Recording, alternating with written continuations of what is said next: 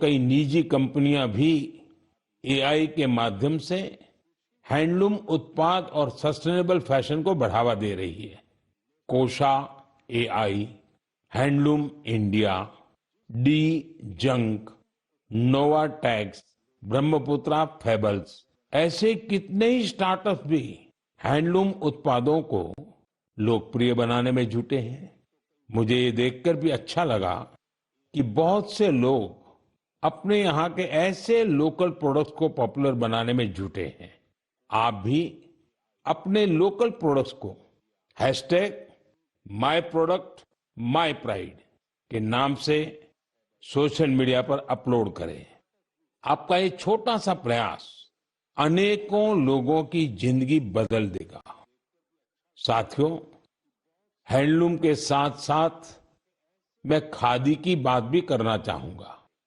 आप में से ऐसे कई लोग होंगे जो पहले कभी खादी के उत्पादों का उपयोग नहीं करते थे, लेकिन आज बड़े गर्व से खादी पहनते हैं। मुझे ये बताते हुए भी आनंद आ रहा है, खादी ग्रामोद्योग का कारोबार पहली बार 1.5 लाख करोड़ रुपए के पार पहुंच गया है। सोचिए, 1.5 लाख करोड़ रुपए।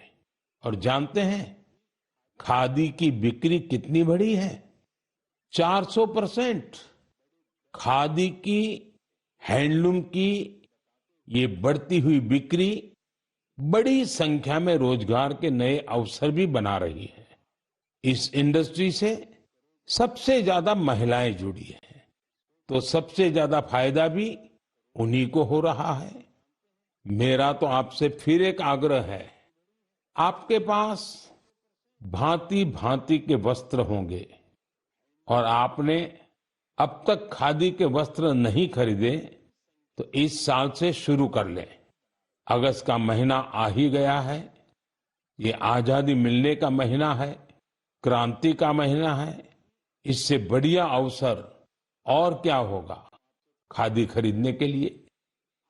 मेरे प्यारे देशवासियों, मन की बात में मैंने अक्सर आपसे ड्रग्स की चुनौती की चर्चा की है। हर परिवार की ये चिंता होती है कि कहीं उनका बच्चा ड्रग्स की चपेट में ना आ जाए। अब ऐसे लोगों की मदद के लिए सरकार ने एक विशेष केंद्र खोला है, जिसका नाम है मानस। ड्रग्स के खिलाफ लड़ाई में ये बहुत बड़ा कदम है। कुछ दिन पहले ही मानस की हेल्पलाइन और पोर्टल को लॉन्च किया गया है। सरकार ने एक टोल फ्री नंबर 1933 जारी किया है। इस पर कॉल करके कोई भी जरूरी सलाह ले सकता है या फिर रिहेबिलिटेशन से जुड़ी जानकारी ले सकता है। अगर किसी के पास ड्रग्स से जुड़ी कोई दूसरी जानकारी भी है, तो वो इसी नंबर पर कॉल करके नारकोटिक्स कंट्रोल ब्यूरो के साथ साझा भी कर सकते हैं। मानस के साथ साझा की गई हर जानकारी गोपनीय रखी जाती है। भारत को ड्रग्स फ्री बनाने में जुटे सभी लोगों से, सभी परिवारों से, सभी संस्थाओं से मेरा आग्रह है कि मानस हेल्पलाइन का भरपूर उपयोग करें।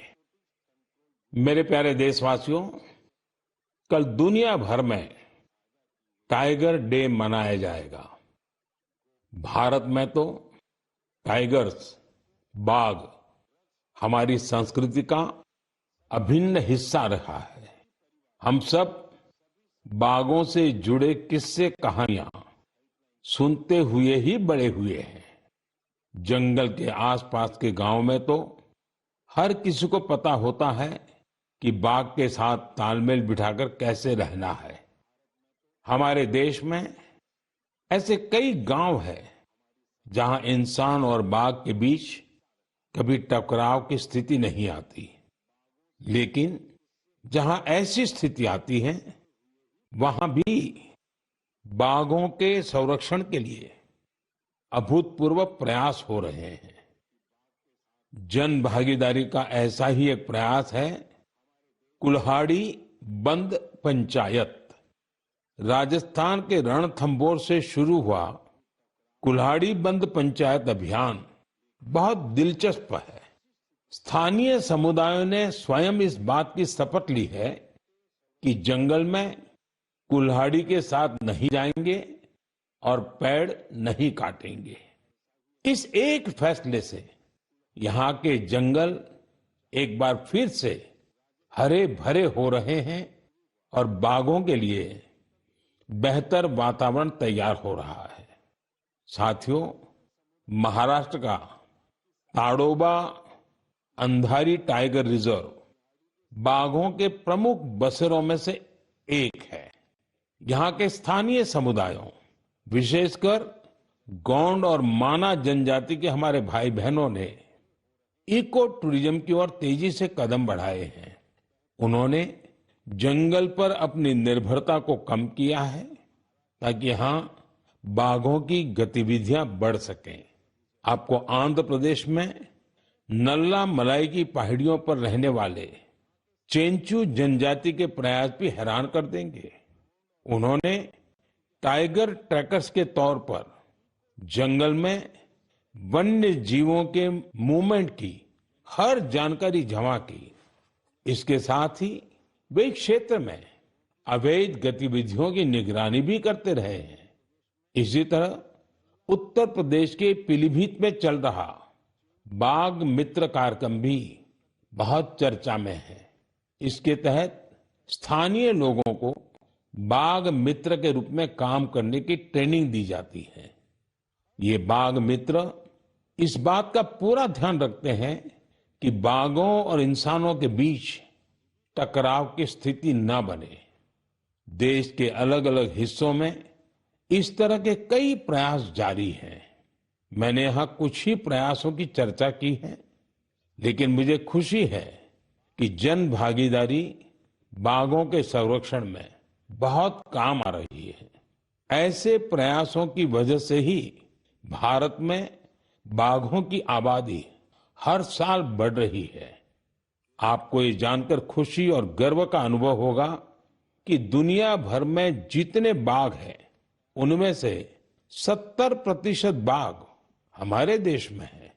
सोचिए, 70% बाघ। तभी तो हमारे देश के अलग अलग हिस्सों में कई टाइगर सेंचुरी है। साथियों, बाघ बढ़ने के साथ साथ हमारे देश में वन क्षेत्र भी तेजी से बढ़ रहा है। इसमें भी सामुदायिक प्रयासों से बड़ी सफलता मिल रही है। पिछले मन की बात कार्यक्रम में आपसे एक पेड़ मां के नाम कार्यक्रम की चर्चा की थी। मुझे खुशी है कि देश के अलग अलग हिस्सों में बड़ी संख्या में लोग इस अभियान से जुड़ रहे हैं। अभी कुछ दिन पहले स्वच्छता के लिए प्रसिद्ध इंदौर में एक शानदार कार्यक्रम हुआ। यहाँ एक पेड़ मां के नाम कार्यक्रम के दौरान एक ही दिन में 2 लाख से ज्यादा पौधे लगाए गए। अपनी मां के नाम पर पेड़ लगाने के इस अभियान से आप भी जरूर जुड़े और सेल्फी लेकर सोशल मीडिया पर भी पोस्ट करें। इस अभियान से जुड़कर आपको अपनी मां और धरती मां दोनों के लिए कुछ स्पेशल कर पाने का एहसास होगा। मेरे प्यारे देशवासियों, 15 अगस्त का दिन अब दूर नहीं है और अब तो 15 अगस्त के साथ एक और अभियान जुड़ गया है, हर घर तिरंगा अभियान। पिछले कुछ वर्षों से तो पूरे देश में हर घर तिरंगा अभियान के लिए सबका जोश हाई रहता है।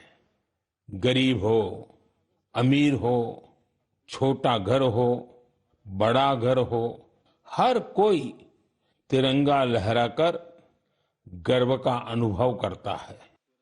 तिरंगे के साथ सेल्फी लेकर सोशल मीडिया पर पोस्ट करने का क्रेज भी दिखता है।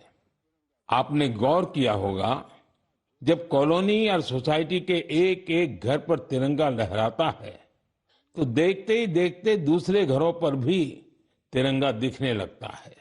यानी हर घर तिरंगा अभियान तिरंगे की शान में एक यूनिक फेस्टिवल बन चुका है।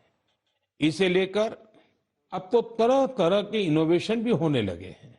15 अगस्त आते आते घर में, दफ्तर में, कार में तिरंगा लगाने के लिए तरह तरह के प्रोडक्ट दिखने लगते हैं। कुछ लोग तो तिरंगा अपने दोस्तों पड़ोसियों को बांटते भी है। तिरंगे को लेकर ये उल्लास, ये उमंग हमें एक दूसरे से जोड़ती है। साथियों, पहले की तरह इस साल भी आप हर घर तिरंगा.com पर तिरंगे के साथ अपनी सेल्फी जरूर अपलोड करेंगे। और मैं आपको एक और बात याद दिलाना चाहता हूं। हर साल 15 अगस्त से पहले आप मुझे अपने ढेर सारे सुझाव भेजते हैं। आप इस साल भी मुझे अपने सुझाव जरूर भेजिए। आप माईगॉव या नमो ऐप पर भी अपने सुझाव भेज सकते हैं। मैं ज्यादा से ज्यादा सुझावों को 15 अगस्त के संबोधन में कवर करने की कोशिश करूंगा।